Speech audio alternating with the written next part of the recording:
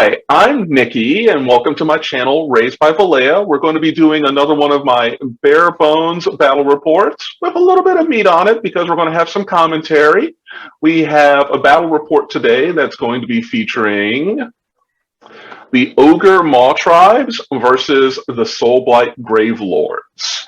And we actually have a guest with me talking. This is going to be Malone Screen. He was the player for the Soulblight Gravelords. Now we're Hello. going to, and the kid in the background is my own son. It's Soren. He's still up at this late an hour, so you might have a little bit of a cute kid kind of wandering in every once in a while. So here we have the army roster for the Ogor Mawtribes. It was a Boulderhead Mawtribe with a Frost Lord on Stonehorn as the general. Now Malone, did you have any kind of idea what you were expecting from with a Beast Claw Raider style type of army? Absolutely none. No, I played against the Mawtribes a good bit, but not the riders and the beasts. It's just mostly lots of ogres with slamming into me with their bellies. Okay. Now, were you expecting the mortal wounds on the charge? Um, I didn't know if it applied to the beasts as well. And when you're fighting a new opponent, you can either sit there and go through every single war scroll and do that for an hour, or you can just risk getting your teeth kicked in and play the game and figure it out, which is where I erred on. So yeah, now I learned that the all ogres now get the mortal wounds, well, the potential for mortal wounds on the charge. Okay. So let's take a look over here at your army, Castellet army. So what went into your decision about what you were putting into your army and why with the Castellet uh, dynasty instead of one of the other ones? Because you do have Manfred up here, but you're not running Manfred's Legion of Night. That's correct. I've dabbled with the Legion of Night, and it's got some cool options. And obviously, having the backup general in Manfred gives you some protection for keeping your command points around in later turns. But I found that with the ability of the Legion of Night to deep strike things, mostly what I was doing is that with the Blood Knights anyway, which the Castelli Dynasty will give you just innately, and the ability to buff up your vampires as the game goes. The real kind of like decider though was that the command traits and the relics available to Castelli are really, in my opinion, heads and shoulders above the Legion of Night. It really gives them a lot of interesting options for layering um, auras, bubbles, buffs, and giving them the freedom to adapt to the battle more so than purely the Legion of Night would. So, uh, what is your game plan for this list then? When you're coming into a game with this list, what are you hoping to achieve with it? Well, it's weird in that I kind of want to go second. I want that extra CP, and I really want to have my opponent take mid-board positions, and knowing that with the speed that's available to this list, I'm going to definitely charge into them on the first turn. It's uncommon that I face opponents that can actually span the field and get to you on first turn, even if you're not on the line, which I wasn't really. But the adaptability to the circumstance that's in the list is that all of the leaders, aside from the necromancer who's slow as hell, can move around and get to where they need to be to reinforce areas, buff each other, buff the units. And at the beginning of the game specifically, they're all kind of crowded around the center to get that buff from the corpse cart for their casting, and possibly, well, ideally the chronomantic cogs will activate. They'll all get extra casting so they can really buff the hell out of their army. Okay, so you're also bringing the cogs on this. Any other endless spells? No, just the cogs. This one, I think in the future I will be adding in the shackles. I think that adds a lot of utility, and it might be a better way of spending some kind of like the extra points that I end up with. The Soulblight Gravelords have weird kind of like void between below 80 points where there's not a lot they can really do with it. So you can either go back to the top of your list and give yourself some more expensive leader options, upgrade one of your units, or in my case, I think I'm going to try to dabble in some of the endless spells. Now, obviously, the Soulblight don't get their own. They don't get access to the Oziarch ones or the ones for Flesh Eater Courts, but the generic endless spells, especially in the General's Handbook 2021, have a lot of new, interesting, fun possibilities. So it's going to take me a while to really embrace those. All right, then. So let's go ahead. Let's take a look at what battle plan you guys were going on against. This was tectonic interference. Uh, so it looks like it's just you have a primary objective. It's going to change every turn, and with two secondary ones, different victory point scoring for each one. Was this just generated the day of then, or were y'all giving each other advance notice of what you were going to play? Oh no, this is generated 1 minute before we set up. We just rolled the dice to see what we got, and tectonic interference comes up. And actually, I think it's a fun battle plan.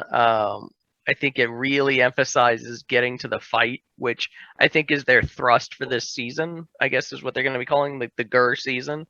They really want to see people get into it right away, and this one encourages a good all-out brawl. Now, I also play like Lumineth Realm Lords and Caradron Overlords, and I can see having some ability to use the picking apart plan, using your range, hit and run. That could work, but if you let the opponent get 2 turns ahead of you on scoring, even if you eventually win the fight, you might lose the war.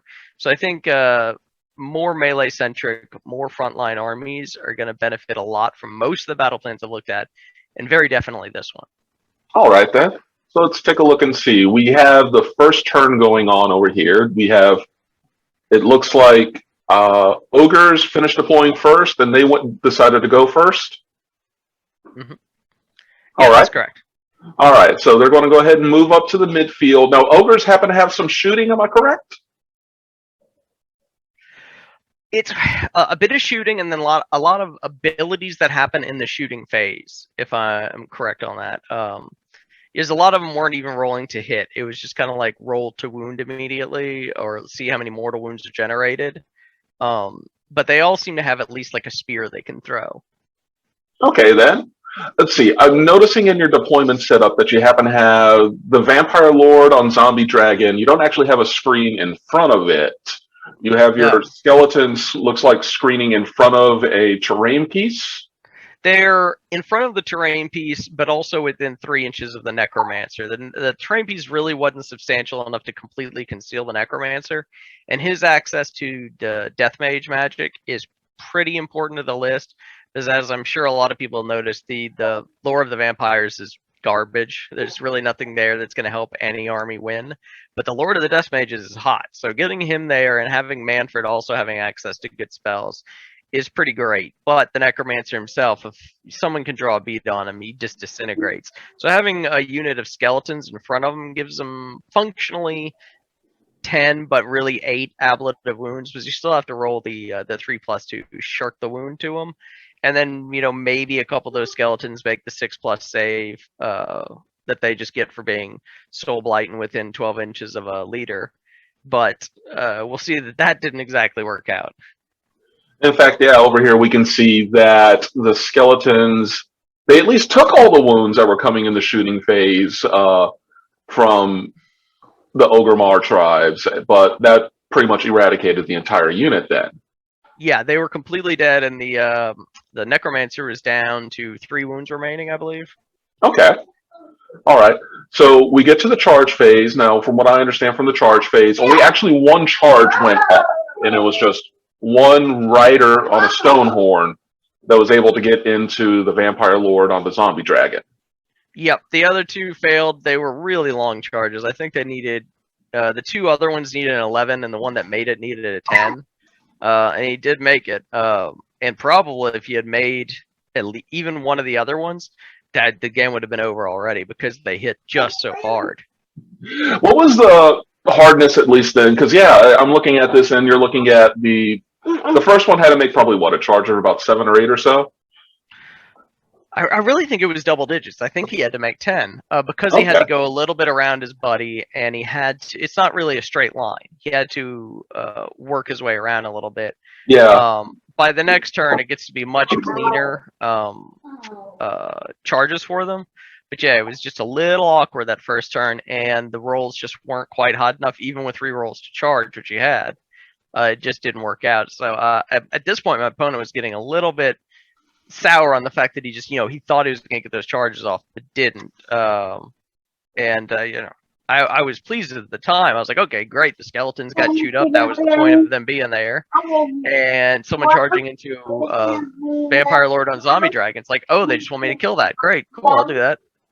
And actually, it seems like that's kind of definitely it certainly seems like it's a feasting more kind of ability, right? Where uh, you look at Ogor Mawtribes and, okay, I'm far away from a charge that a normal charge isn't going to hit me, so they have to roll high.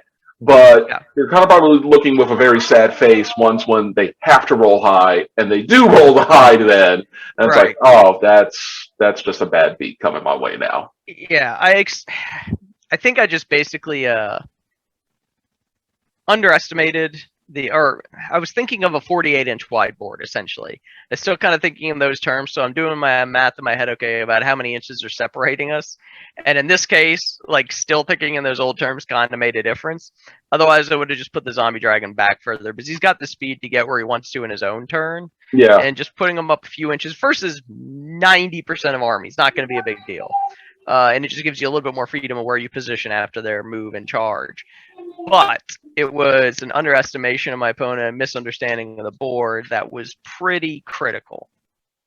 All right, then. So, yeah, we're going to go ahead and get through the rest of this. We had the combat.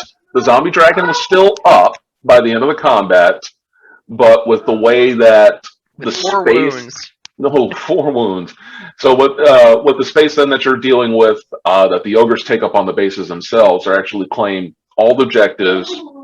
They have the middle of the board, and they're going to get 4 victory points off of that, with 2 more for their battle tactic. And so you're going to be in a 6-0 hole already, starting by the time your turn comes up. Yeah. All right. So before we get to your turn, I'm going to go ahead and give a thanks to 2 of my patrons, Evelyn Cody and Lynette Mahira. Thank you so much for being patrons of mine. And you too can be a patron of mine on patreon.com just for a $3 donation. I appreciate you. For a $4 one, I will put you in an end credit. For a $5 one, I will give you a thanks right here in my video for every video I do for as long as you are a patron of mine. And please also look me up too for commission work. You can see what my painting process is on my YouTube channel with my painting tutorials as well. So getting to the bottom part of the first round, then your turn's going to open up, and we have a lot of movement that seems to be happening with yours. Yeah. It's a fast list, so it keeps me from being just right out immediately. Any slower list, any other kind of tanky melee army might not be able to even shift enough to deal with such a fast monster list. But I did have some answers. I had some plans, and they didn't all work out. There's a little bit of kind of rolling low, kind of like not even low average, just low. But that's kind of a learning experience, because you have to have like plan A, plan B, plan C. And I hadn't really reached that deep. At this point, I'm still trying to like wrap my head around, okay, what do I do now that I've been charged in the back of my deployment zone? So I think the recovery is okay. Manfred obviously jumps in to help the Vampire Dragon. Vampire Dragon's being denied the damage buff from charging, still gets his flaming weapon off, so that helps a little bit. Excellent move is that the Blood Knights coming in off the board edge make a fairly long charge to get to the one monster that's in the face of the Vampire Dragon, and that was thanks to the fact that my general, being the Vampire Lord on foot, moved over there and put the aura on them of rerolling charges, which they ended up needing. But yeah, that worked out. That was one of the things, like, okay, something on paper that translated to the tabletop and actually worked is the mobility of the Vampire Lord on foot plus amethystine pinions, giving him a 12-inch move. I could have even run with him, because his combat wasn't even important. So even average, 15 inches if I really want to get where that aura needs to be and get everyone the charges off, ideally. I don't try to get greedy with charges. I think, okay, with a reroll 8, 8's what I'm comfortable with. Anything above that, you just, you're flipping a coin. But yeah, that part worked out. So does the Vampire Lord on foot, it doesn't fly, right? It does. Yeah, the Vampire Lord on foot innately has fly. So the pinions just give him 6 extra inches of movement. Unfortunately, it can only be applied once. So even if they roll a nat 9+, they don't get the double effect on it, and they can't put it on anyone else because it's target self. Okay, then. All right. So let's see. So I can see that, yeah, we have a lot of people coming in over here with Manfred providing the screen for the Vampire Lord over on this side. The Blood Knights over here. Now we got over here these Blood Knights against the Riders on the Thunder Tusk. Yep.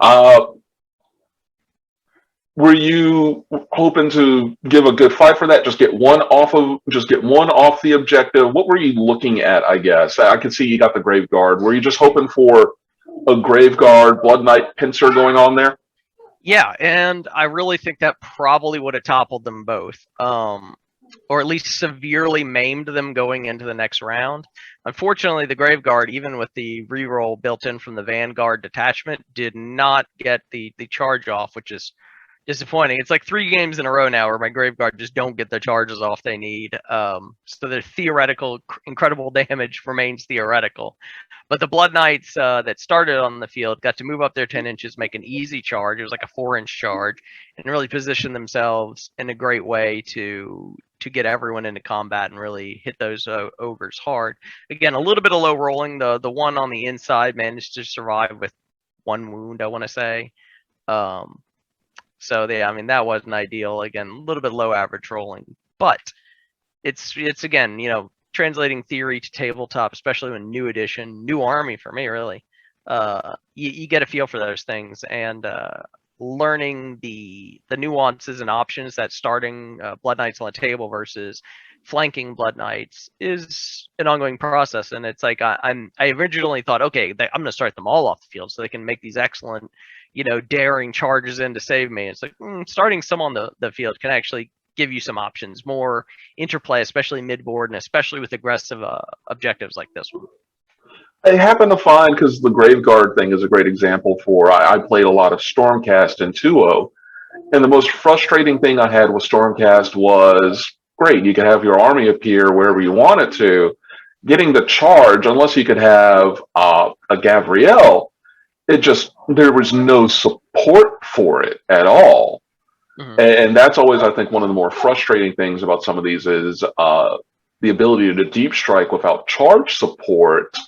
It's certainly the plan on paper is nice on paper, but you got to be able to at least get that average down to the average of 7 at best somehow, or just get you down to, I need at least a 7.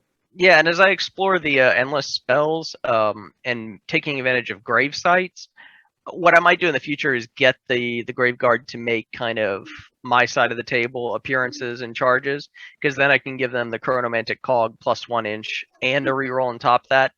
Then I'm starting to get comfortable that I can make an 8-inch charge with a reroll. Like that's my comfort zone, and that could really turn a fairly expensive unit, because Grave Guard are 140 for 10, and they move 4 inches and aren't particularly tough. So they got to pop in and make their murder in real quick.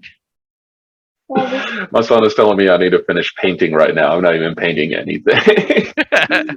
All right, so let's go ahead. Let's get to, let's see, there we go. All right. Aha.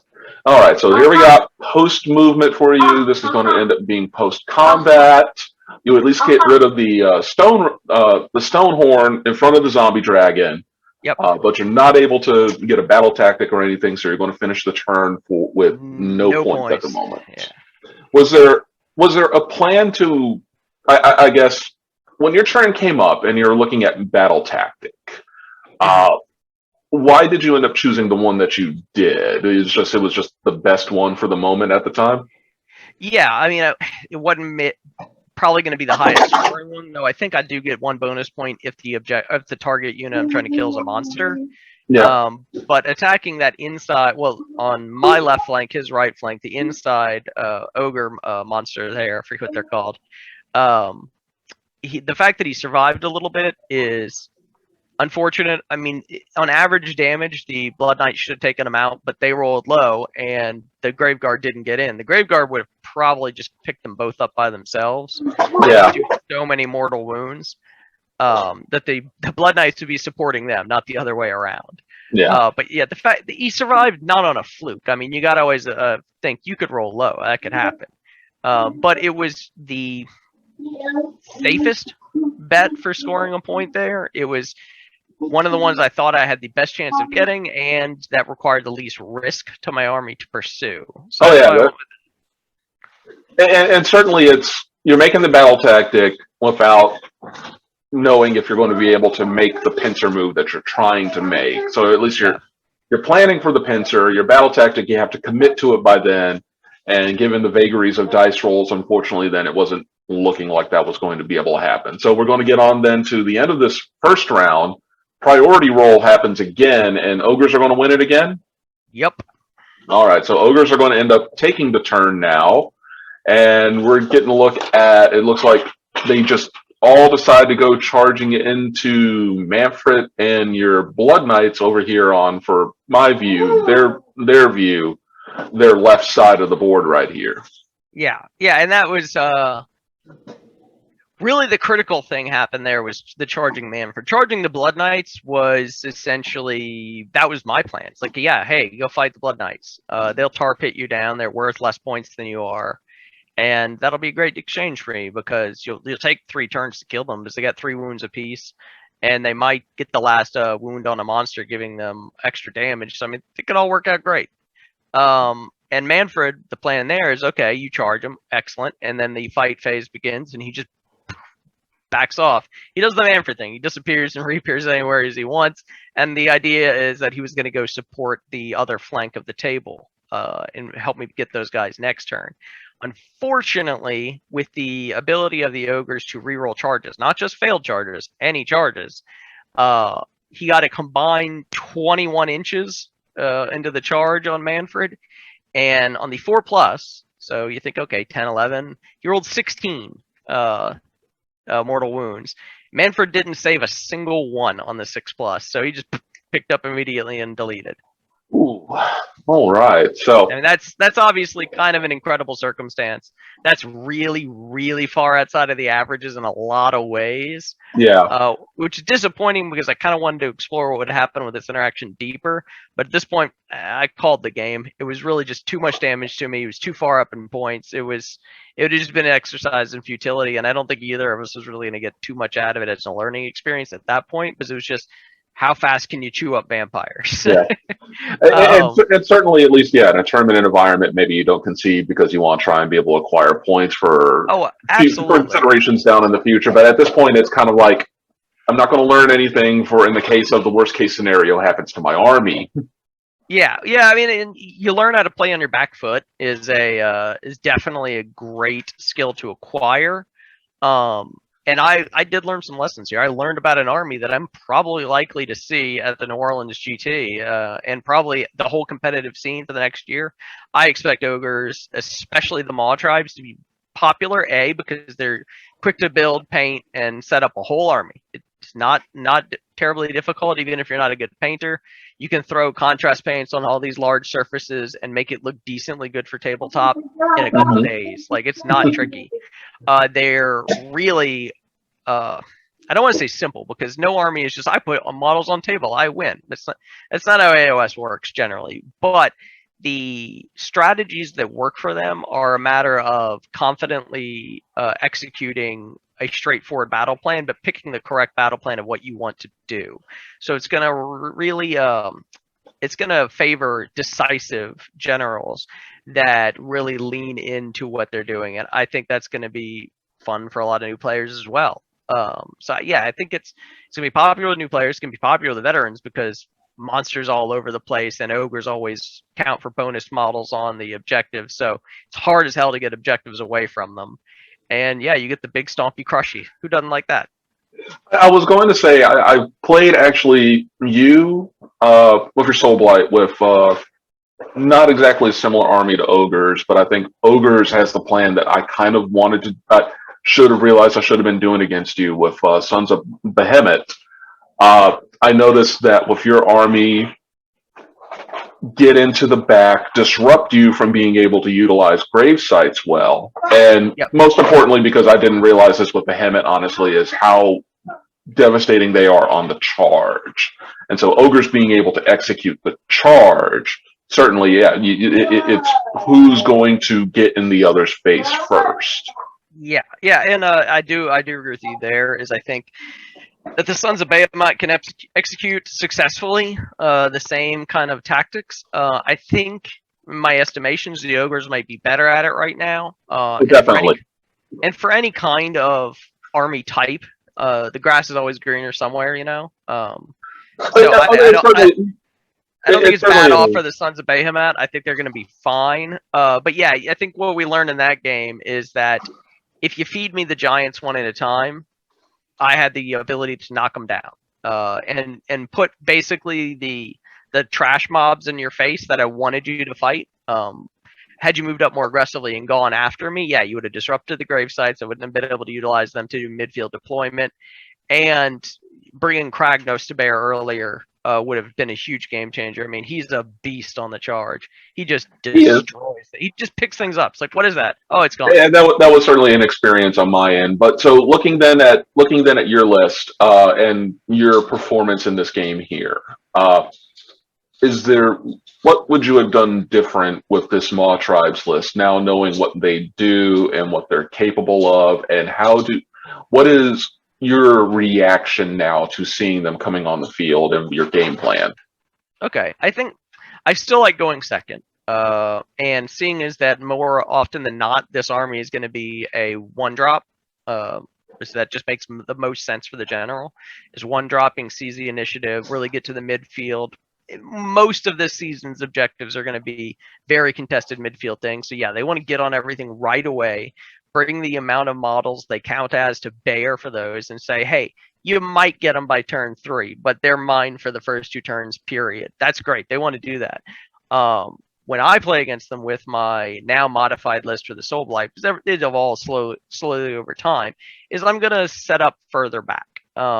Knowing that they can really make epically long first turn alpha strikes is, the caution is they're set up further back, and that helps them. Obviously, it makes you less able to position the way you want in the first turn, but it's just smarter to concede that than risk, losing 500 to 1,000 points of your army right away.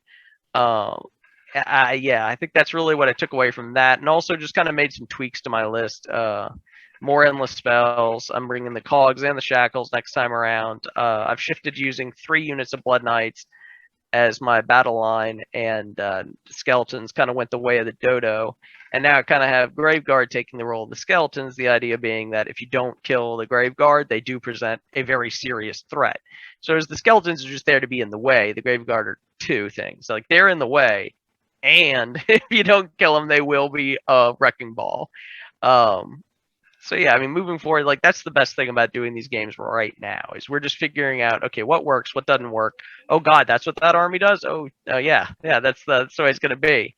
So I actually told my opponent here, like, we got to play it again. I think it's a really fun army. And I was almost apologetic. I'm like, wow, I didn't really give you much of contest here. Just went all to shit right away. That's the way I usually feel. Like, I lose right away, I'm like, oh damn, sorry. Like, you came all the way here, we set up the table, and we got 1 turn in that was meaningful, and then the rest would have just been counting the points. But yeah, Ogor Mawtribes, one to look out for. People, like, really don't sleep on the army. If you were thinking about picking it up, do it. It is their glorious hour. It is their time. And if you got a friend who plays them, don't shy away from it. Jump into it, play them, and see what it's going to do to you. Because it's kind of like, you don't want to find out what Archaon does in a tournament. Like, you don't want to find out what the Mawtribes do right when it matters. I'm going to say, at least the short game for you was very unfortunate, but for me, very fortunate, because this episode gets to be very short. I will at least apply my own kind of insights into something like this. I had a game today against a very similar one to yours, sort of, with Piece of Chaos, this ambush-oriented army where you have a lot of opportunities to be able to appear from different sides of the table, to discombobulate a small model count army like mine, like Ogor Mawtribes. And it's a different game also for players like that when a small model armies have to consider such board space of a limited number of models to deal with. Yeah. And that is definitely a different type of game to play. It's interesting in the case of what happened with your game, in that the Graveguard coming out of the grave has to more come in as a reinforcing for disruption of your forces on the first turn, Yeah. rather than being a disruptor of the Mawtribes overextending themselves. Yeah. Yeah, he made the game be on his terms. And if you're going to be playing an army that has the flexibility of ambushes, flankings, deep strikes, whatever you want to call them, if you get into a situation where your opponent's kind of dictating the flow of the battle, that's not great, because that should be you. That's really what you're wanting to do.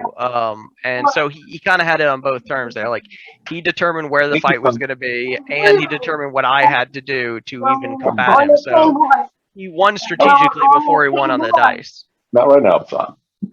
All right, then. Well, thank you so much, Malone, for all of that insight. And, of course, thank you to Michael for playing the Ogor Mawtribes. And thanks to my patrons again, Evelyn Dakota, Lynette Mahira. Thank you so much for watching this video for this bare bones battle report with some meat on it. Have a good night, everyone. Bye. Have a good night.